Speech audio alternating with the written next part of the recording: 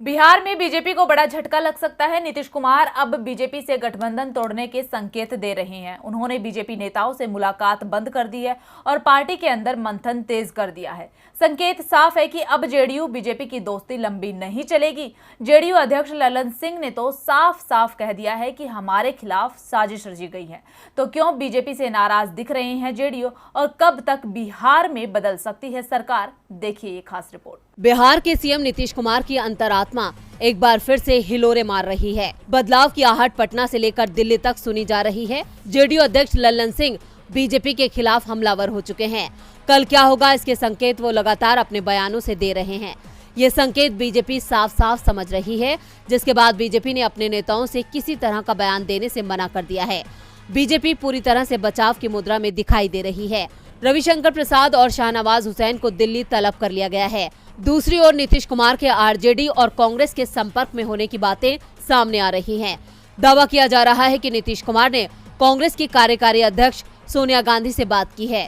कांग्रेस ने भी उन्हें समर्थन देने के संकेत दे दिए हैं। इस बीच आरजेडी ने भी साफ कर दिया कि अगर नीतीश बीजेपी का साथ छोड़ते हैं तो आरजेडी समर्थन पर विचार कर सकती है। आरजेडी नेता शिवानंद तिवारी ने कहा कि अगर जेडीयू बीजेपी के खिलाफ लड़ने का फैसला करते हैं तो हमारे पास नीतीश का साथ देने के अलावा कोई विकल्प नहीं है। हम अभी विधानसभा चुनाव नहीं चाहते हैं।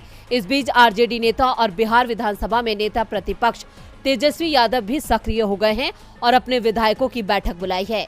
वैसे इतिहास के पन्नों को पलटे तो 10 साल पहले भी नीतीश कुमार ने बीजेपी का साथ छोड़ा था।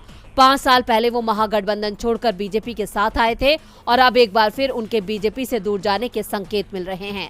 खबरें यहां तक आ रही कि 11 अगस्त तक बिहार में नई सरकार बन सकती है और इस बार सरकार में बीजेपी नहीं होगी। दरअसल सरकार चलाने में फ्री हैंड नहीं मिलने के अलावा नीतीश चिराग प्रकरण के बाद आरसीपी के इस्तीफे को लेकर बीजेपी से खफा है।